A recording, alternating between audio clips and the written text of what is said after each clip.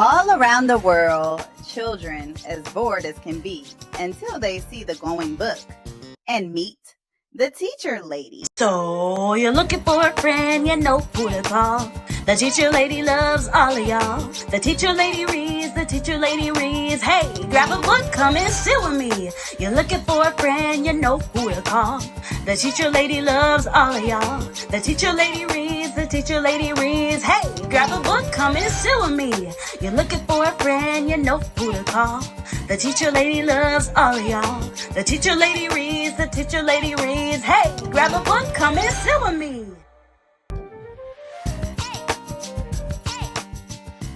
Hey, grab a book. Come sit with me. Oh, hey, I'm so glad you're here. I'm Miss Erica, the teacher lady, your fairy godparent when it comes to sharing joyful stories and growing young minds. Welcome back to the Teacher Lady Show. Thank you for joining me for the Teacher Lady Reads. We have our interactive read aloud. Now, every single week, we have a different topic. And this week's topic is all about creating an enthusiastic reader. How do we get children more involved in literacy so that they can be the best reader and storyteller they can possibly be? And of course, we are using picture books to be able to do so. Now, today's read aloud is, drum roll please,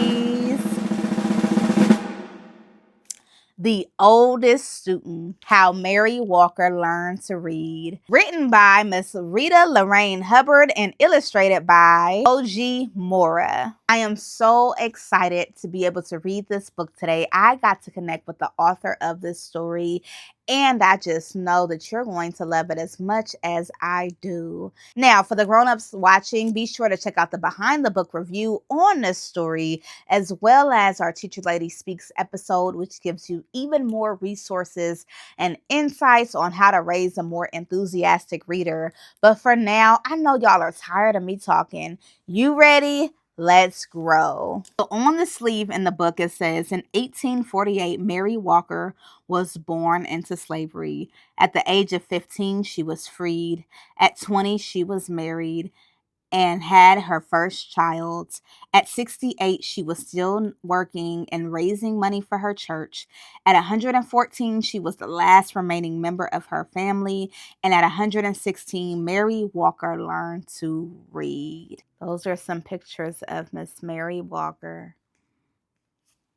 Whenever young Mary Walker was tired, she would shield her eyes from the sun and watch the swallowtail kites dip and soar above the trees. That must be what it's like to be free, she thought.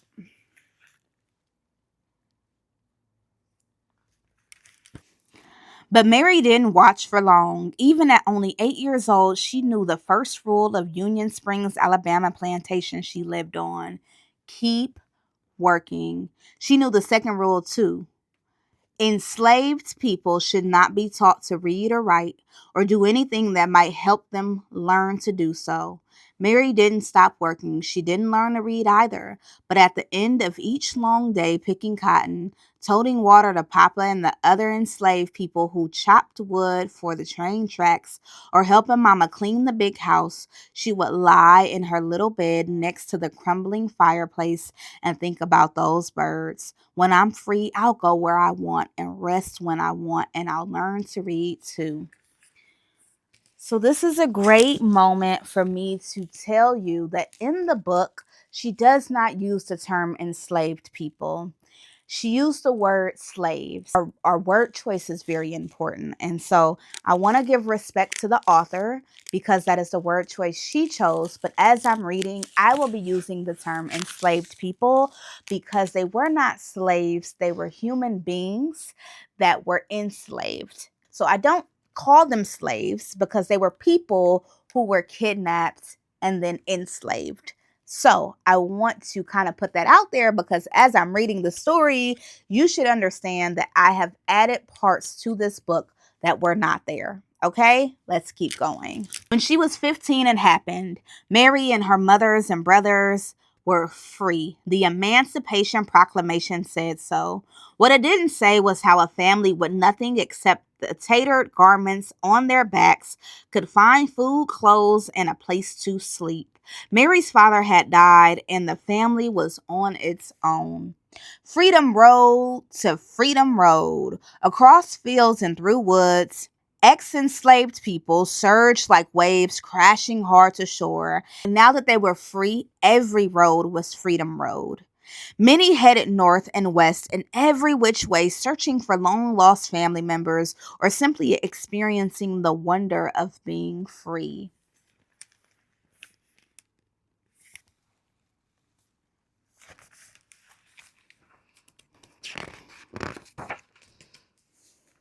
Others, like Mary, chose to stay in the South. An organization called the Freedmen's Bureau helped those who stayed to find shelter on abandoned Confederate land. Mary and her family settled in a one-room cabin, and for the next few years, she worked alongside her mama to help feed her siblings. 7 days a week, she churned butter, cleaned houses, and cared for other folks' children. The hours were long, and if Mary was thirsty or hungry or needed to use the outhouse, she had to wait until she got home. At week's end, she would offer Mama the one lonely quarter she had earned.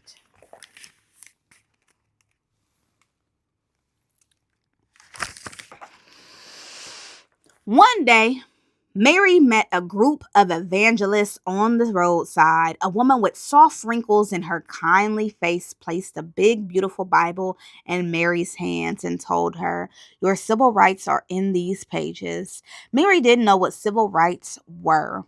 She only knew that top to bottom, front to back, that book was filled with words. "I'm going to learn to read those words," she vowed, "but not today. Today, there was work to be done."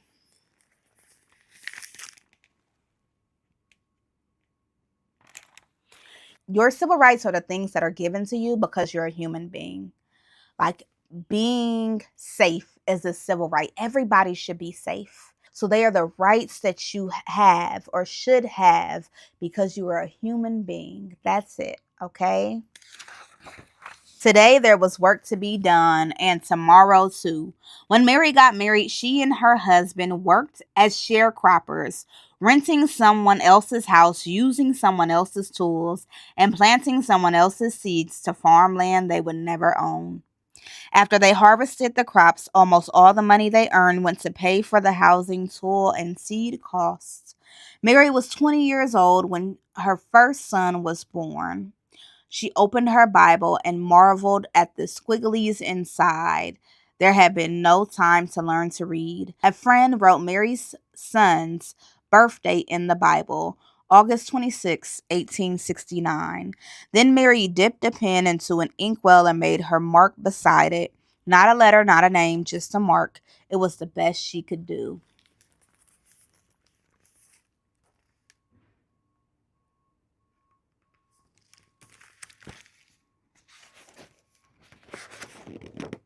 One day, Mary's husband died. She married again, and a second son was born, then a third. Mary made marks for these sons too. Now she had three growing boys. More money, that's what we need, Mary thought. But the only other jobs available to black women were as maids or nannies or cooks. The hours were long, with only half a day off on Saturdays, and like sharecropping, they didn't pay much. Mary sighed. Words would have to wait. For the next 4 decades is 40 years. Mary sharecropped and did odd jobs to help support her family. In 1917, Mary's family moved to the little city of Chattanooga, Tennessee. It was the year of Chattanooga's great flood. The story was in all the newspapers, but Mary could only study the pictures to understand what had happened.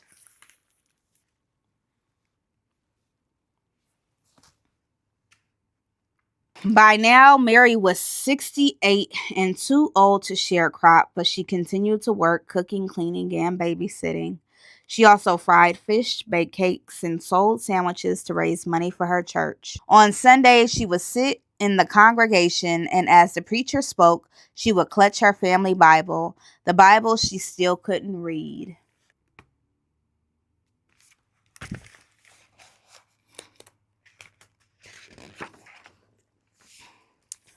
When Mary was well past 90, she and her husband sat in their creaky rockers while one or another of her sons read to them. After the two younger boys died, the eldest read. Then Mary's husband died. Several years later, her eldest son died too. He was 94. Wow, she outlived a lot of people. Mary had outlived her entire family. Yep, I was just saying that. She was 114 years old and alone. Can't read, she said. Can't write. I don't know anything. Mary stood at the window of her retirement home and gazed down at the world below. Words were everywhere, on billboards, on buildings, on store windows, and trucks. She sighed. All this time, she thought, and they still look like squiggles.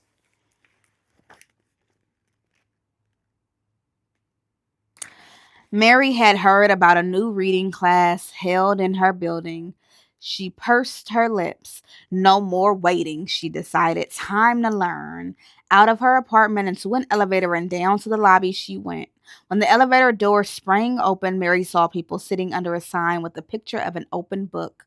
She could not read the words. A neighbor walked up to her. "That's a reading class, Miss Mary. Can I help you over?" Mary shook her head, then she gripped her cane, lifted her chin, and walked straight towards that sign.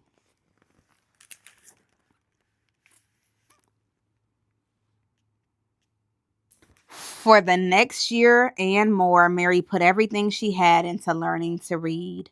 It wasn't easy. After all, she was the oldest student in the class and probably in the entire country. Could someone her age learn to read? She didn't know, but by God, she was going to try. She studied the alphabet until her eyes watered. She memorized the sound each letter made and practiced writing her name so many times that her fingers cramped. She learned to recite words and then challenged herself to make short sentences with them. She studied and studied until books and pages and letters and words swirled in her head while she slept.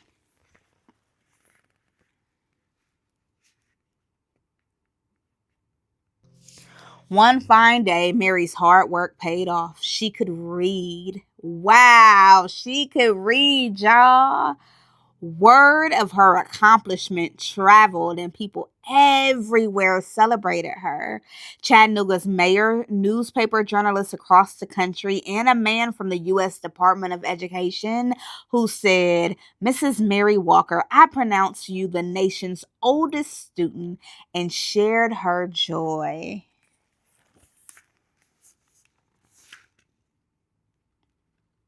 Mary felt complete.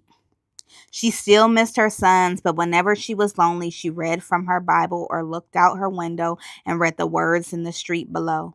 From then on, Chattanoogan's honored Mary's achievement with yearly birthday parties. In 1966, President Lyndon B. Johnson sent well wishes to Mary's 118th birthday, and in 1969, President Richard Nixon did the same.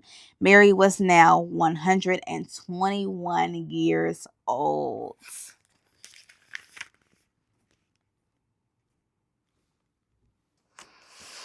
Mary received many gifts over the years: a radio, a sofa, her very first television, a new Bible, the key to the city, and perfume and champagne from the Canadian. She also received something that brought back those long days in the Alabama cotton fields: her first airplane ride.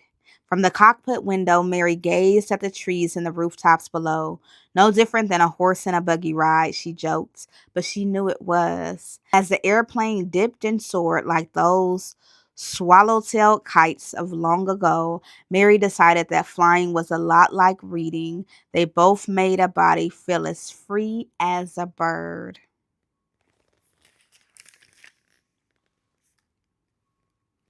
Every year before her birthday celebration came to an end, someone would whisper, "Let's listen to Miss Mary." The shuffling and movement would fade away until not a sound was heard. Then Mary would stand on her old legs, clear her old throat, and read from the Bible or her school book in a voice that was clear and strong.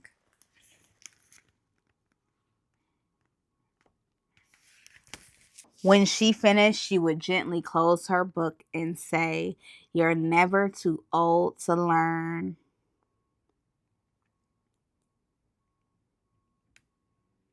Wow.